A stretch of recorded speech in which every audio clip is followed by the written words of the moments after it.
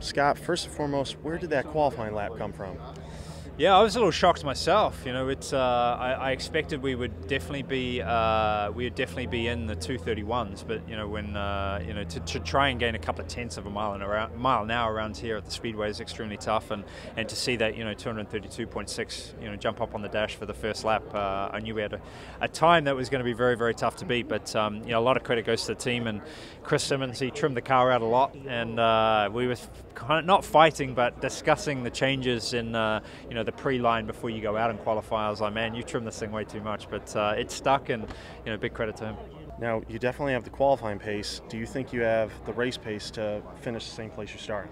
Yeah, I think race pace is with this formula right now, it's you don't have to be as close. The toe is a much bigger deal than what it used to be, especially since the introduction of the DW12. But you need a car that's very good and consistent in traffic, something that you can stay close to the other cars, and we'll have to see how it plays out. I think strategy is always a tough one here at Indianapolis, but you do need speed, and luckily I think with the qualifying effort we know how to get the speed. We just have to find out and get the right balance and compromise. Ganassi has always been strong at Indy, but do you think because of this switch to Honda, you guys are even more of a threat this year due to the recent success? Yeah, I think it's for us. It's been really nice to have a little bit of change of scenery. I think last year we didn't do a fantastic job. I think we missed in some areas. We were maybe a little bit complacent in some others too. So it was like we got a shiny new toy.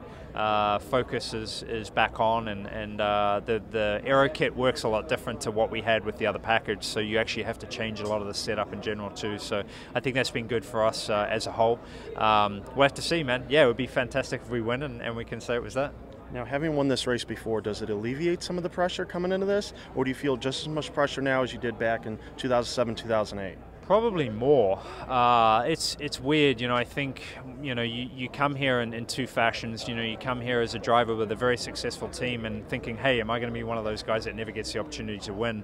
As we've seen, a lot of great drivers. And then after that, when you win it, you're like, man, I really want another one of those. Like the drive is so much more to try and get a second. I don't know. Maybe it gets worse too with the third. I'll have to ask Dario.